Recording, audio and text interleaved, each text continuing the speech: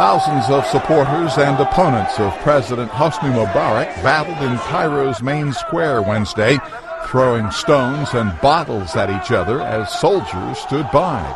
Mubarak supporters were on the street in significant numbers for the first time.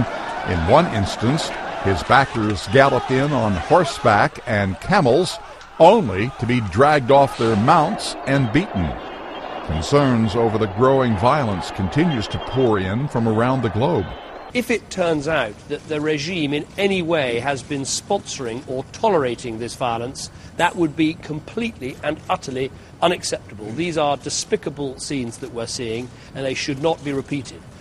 Anti-government protesters have accused Mubarak's regime of unleashing a force of paid thugs to crush their movement.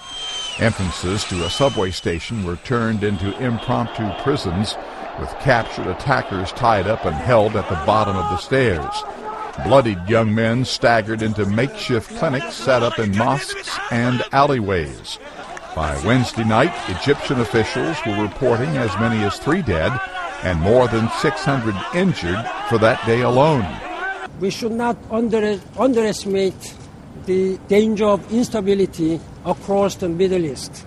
The United Nations stands ready to provide any assistance to such reform efforts by Egypt. In an attempt to address the growing protests, Egypt's authoritarian ruler of nearly 30 years went on national television Tuesday night and said he has no plans to run again.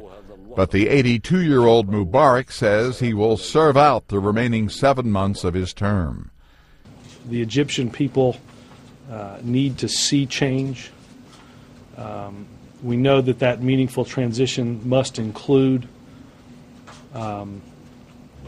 opposition voices and parties being involved in this process as we move toward free and fair elections.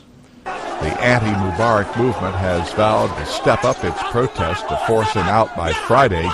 Mubarak has offered negotiations with protest leaders over democratic reforms, but they have refused any talks until he goes.